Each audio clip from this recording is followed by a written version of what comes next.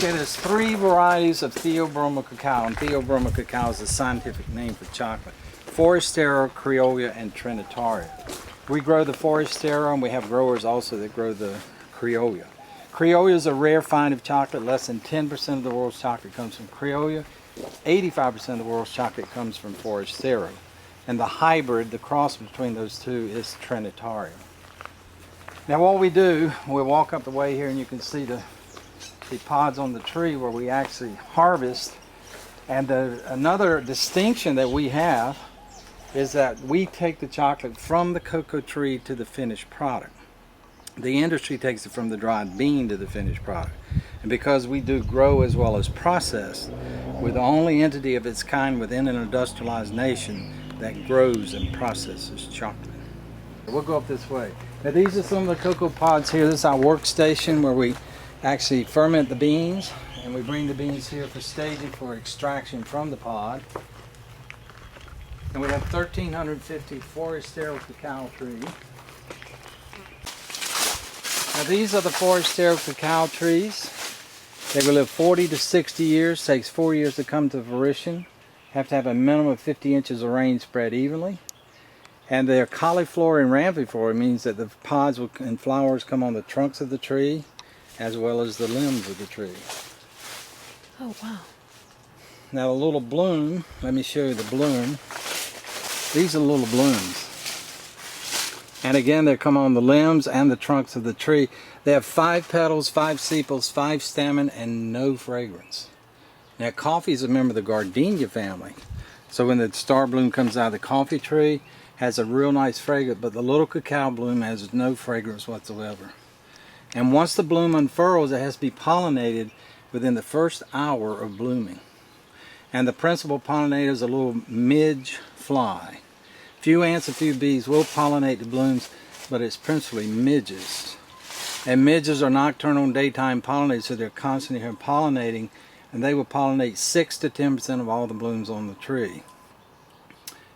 Now, what emerges from the blooms are little cacao shirelles. They're little baby pods. I'm trying to find one that's been emitted here. Here it is, right here. There's a little itty bitty pod coming out right there. Now that's a cacao shirelle. And these trees at times can have thousands and thousands of blooms. And if you take the pollinating factor of 6 to 10%, that's a lot of these little baby shirelles that the tree brings forth. But the tree can't support them all. So what you then have are these diebacks. The tree will die back hundreds and hundreds and hundreds of those little infantile pods because it knows it cannot take to full ripeness all those little newly born pods on the tree. Now the pods that the tree elects to take to full ripeness take 5 months, 150 days before it's ready to be cut from the tree. And you can see it's attached to the tree with very thick stem. The tree will never drop these pods ever spontaneously. They have to be cut from the tree. It takes 75 days till the pods mature. It's 5, and with the Forastero you have the subspecies, so you get different shape pods, color pods, complexion pods, and size pods. Size of a Forastero pod can run from 6 inches up to 14 inches. And as the pods develop into that first 75 days size-wise, internally there starts to generate a fibrous membrane. It's called the cocoa placenta. And what emerges from that cocoa placenta are 30 to 40 cocoa beans, or cacao beans. And it takes 65 days for those beans to ripen. So that juncture, the pod's been on the limb of the tree or the trunk of the tree 140 days. Then there's a window of time, 8 to 10 days, the pod will start making a color transition from an unripened state to a ripened state. Now you won't see any color where we're standing because we've harvested here, but this is a variegated pod. This will turn a golden red pod. We have reds, we have fuchsias, we have rainbow colors, we have yellows. So it's kind of like an Easter egg hunt when you come in here harvesting. You're looking for all the nice bright colors. And what we do is we take the pods, we cut them, we harvest every 2 weeks year-round 26 times a year. Now the industry doesn't grow. They have contract with growers throughout the world that do all that for them. And they may harvest once a year or a seasonal basis because they can allow for attrition. But this is a very precious commodity for us. Now inside a cocoa pod, there's an anti-germinating enzyme. And as long as the pod's on the tree in its prime, that enzyme is active. But if the pod remains on the tree too long and gets overly ripe, that enzyme will deteriorate, allows the beans to germinate right in the pod. And we can't use a germinated cacao bean for making chocolate. So that's the reason we come in every 2 weeks to catch them in the prime. All right, we're going to now show you what we do when we take the beans from the orchard, pods from the orchard. No extra charge for the mosquitoes. Of all the ecological zones in the world, this island is most of the 13 in the world, 11 on this island. Frozen tundra in the arid desert. Sometimes this becomes the arid desert. Last summer or last winter, we went 20 weeks without any measurable rainfall. Now you can see all the nice colors. They look like autumn squash when you get them all gathered in one location. And with the forastero, you have 5 different colors because of the subspecies in there. But the Criollo, the more rare chocolate, which only about 10% of the world's chocolate comes from, it's a single color. Now what we do here is we extract from the pods, and it's done manually throughout the world. The pods are cut manually from the trees, the pods are cut manually, and once a pod is bleached or cut, the beans are extracted manually. So there's a lot of manual labor in doing cacao. Now what we do, when you strike the pod, you just don't hack through it. If you just take it and hack, you're going to go right on through into the beans. You have to turn the pod as you strike it. And what you're doing is just cutting through the bottom of the pod. And there's the cocoa bean. Oh, wow. And that has no semblance of a taste or smell of chocolate whatsoever. It's very citric and sweet, very clean to the sense of taste and smell. Thick wall pod, 90% of the weight's in the pod itself. Mother Nature designed it that way because she wanted to entomb those beans in an airtight container. So none of the atmospheric condition could penetrate the wall of that pod and affect the condition of that beans before it's officially open. And Mother Nature also decided to put a white coating on every bean. And it's a slimy coating. It's a sugar yeast mucilage coating called Puma, P-U-M-A.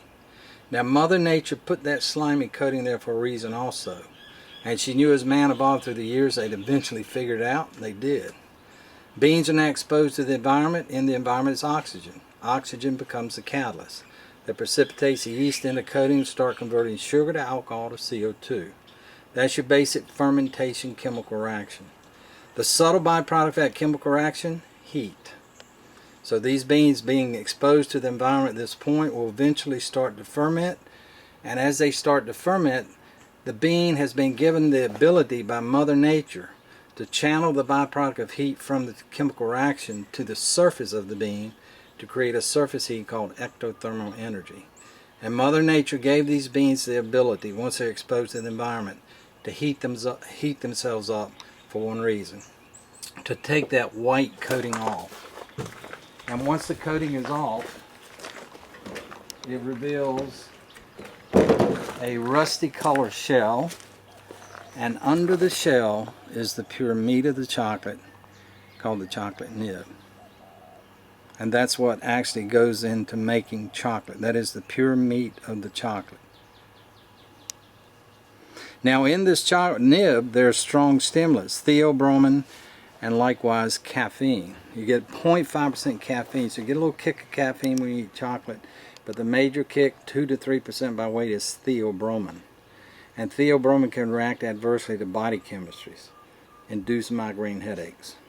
That's the downside effect. The upside effect is cites libido, makes you romantic inclined. That's why gentlemen give chocolate ladies on Valentine's. But there's also the headache factor. Okay, now we take the beans and we extract them by pulling them off the placenta. This is the fibrous membrane they were attached to for 65 days for ripening. It's al dente in texture, very citric and sweet. People eat these as snacks throughout the Ecuadorian belt region of the world. Now, the forastero beans are larger beans, so Mother Nature put a thick coating on it. It takes 8 days to ferment the forastero bean. The Criollo beans are smaller bean, more rounded like a large peanut. Only takes 4 days because she put a very thin coating of Puma on it. Now, whether it is the forastero or Criollo, they're aromatic, meaning they're going to absorb odors and fragrance. So when they go into these wooden boxes, the wood cannot be made of pine wood. If it is, the actual the beans will absorb the turpentine or the resin right out of the wood. If it's a redwood, it's going to absorb the tannins. Any paints, lacquers, or thinners applied to it, it's going to absorb those chemicals. This is a natural untreated wood, and we buy the one before planks so we can stack them and we can separate the planks, creating openings on the sides and the bottom. We've learned that each bean, once it's exposed to the environment, has the ability to heat itself up, generate its own surface heat. So this is the way to go in. This will demonstrate how they're in the box. They're in bulk. You can see each bean's touching each other. Each bean has the ability to generate its own surface heat, so they start sharing that surface heat. And within a matter of days, the mass of beans in the beans will heat up to 122 degrees, and that white polymer coating will clarify to a nectar type liquid, and it drains from the beans, through the beans, out through the slats on the sides onto the ground. It's called sweating the beans.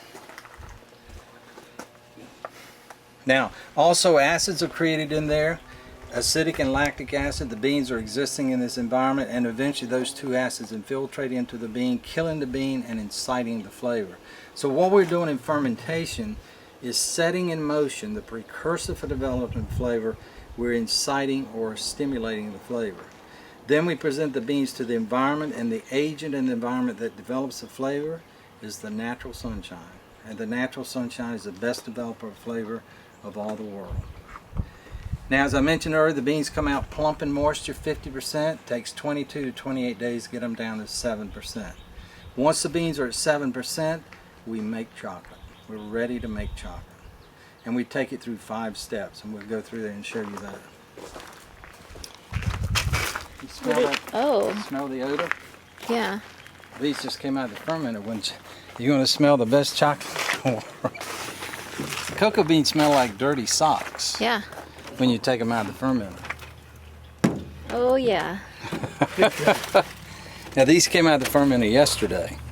Now, these are the Forastero, kind of an almond-shaped, larger bean.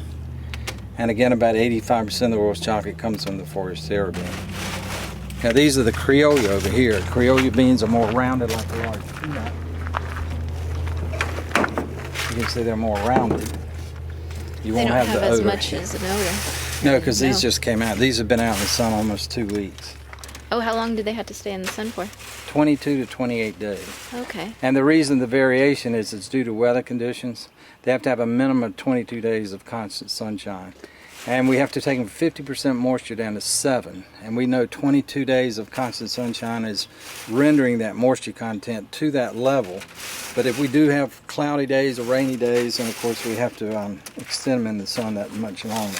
So that's why extraction goes from 22 days up to 28 days from the sun. Do you ever watch the Food Channel?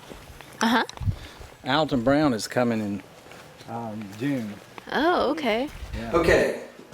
Now we brought the beans down to 7% moisture where we actually are ready to make chocolate. We take it through 5 steps. We take through cleaning, roasting, winnowing, conching, and tempering. Now, cleaning is not washing the beans, you're removing extraneous matter. And we clean our beans the old-fashioned way. We raise the lids on the bins each morning. We have to rake the beans to make sure they're uniformly dry. We hand cull out every extraneous item we will see. You have to bear in mind we deal in poundage, the industry deals in tonnage. So if we were a tonnage operator, we'd have to get a lot more automated.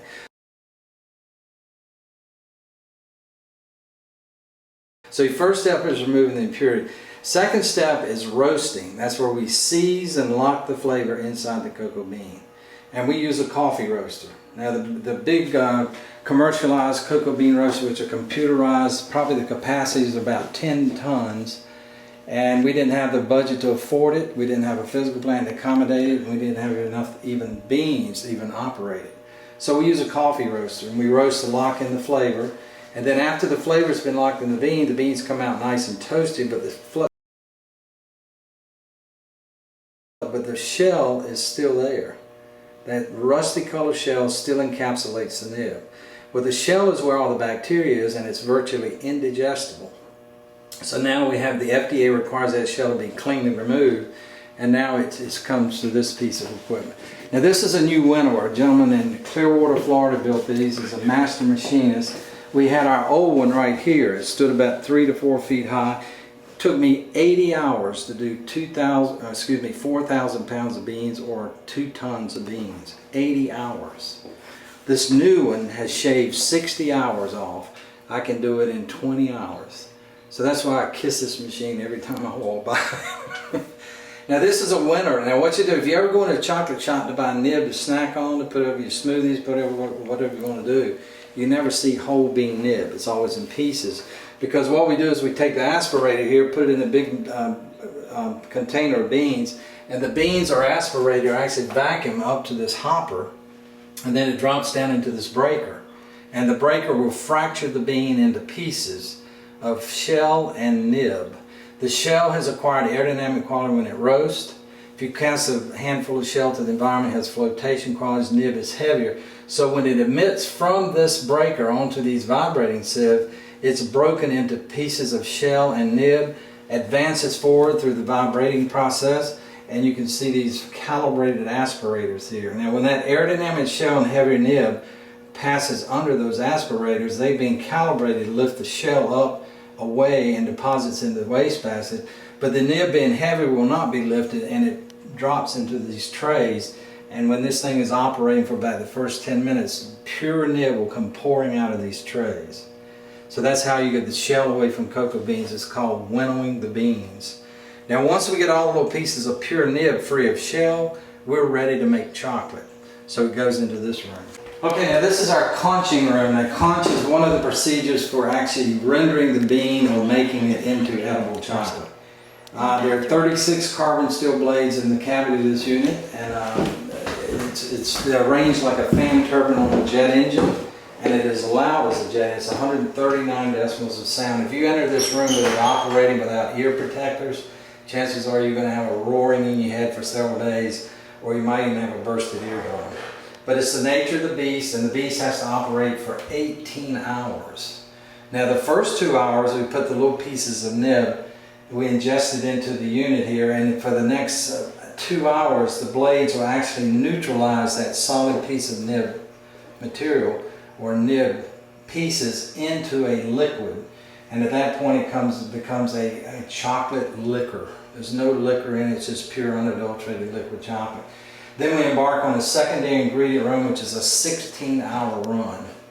And that's when we actually have all the ingredients for either milk or dark chocolate at the ready. Once it engages, we will put all the ingredients in. For the next 16 hours, these fan turbine blades are very methodically mixing all the ingredients in with that liquor. And as the blades turn to mix, they loosen and tighten. That has a grinding pressing effect, meaning if you introduce a granular substance such as sugar, which we do, it will refine the particles of that sugar down to the finest point of distribution. That means that texture. When you put the chocolate to your tongue, it's smooth as silk. 18 hours out, we have milk or dark chocolate. It's kind of thick. The consistency is like a loose fudge. So now we have to liquefy it so we can create the liquidity to pump it through the pipe system. So we use a soy emulsifier called lecithin. And then we add vanilla. We have to use a powdered vanilla. Now on this island grows Hawaiian vanilla, but he only has an extract, but the extract has an alcohol base. So if you use an alcohol-based vanilla in this unit, with temperatures up to 200, maybe 300 degrees, it volatiles. So we have to put a powdered vanilla in, and we have to import, the present time, bourbon vanilla from Madagascar. It's a very expensive powder form of vanilla, but you have to use the very best vanillas for 2 reasons. Proper flavor enhancement, and secondly, a good quality vanilla will give a life force to the chocolate. Meaning, wherever you buy your premium chocolate in the world, you're going to pay good money for it, but it has a shelf life of 4 to 5 years. You don't have to eat it for 4 or 5 years. Not many people leave it on the shelf for 4 or 5 years. We don't make white chocolate because white chocolate is not chocolate. White chocolate is extruded yellow cocoa butter, sugar, milk, and vanilla, and it comes from a specialized facility called an expeller facility. No such facilities of that sort in the state of Hawaii. So we can't do Hawaiian white chocolate even if we wanted to, because we cannot acquire 100% Hawaiian cocoa butter. So that's why we do not do Hawaiian white chocolate. We choose to keep it Hawaiian. That's the reason we can't make a white chocolate. Now once the chocolate's finished here, it's an edible chocolate. It's pumped into these holding tanks. Now this is a 2,000 pound holding tank here. And we have a 1,000-pound holding tank over there. And thanks to the Rita money that we got, most of this equipment over here is as a result of that. Now we can hold the chocolate here, and what we do, you can come down here and see a little better, because this milk is not, I'm getting ready to make 1,000 pounds of milk. I just made 1,000 pounds of dark. In fact, now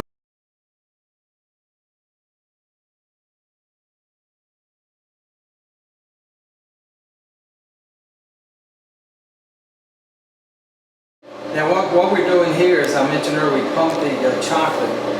Once it comes out of the conch, it's edible chocolate. It's pumped in there for storage.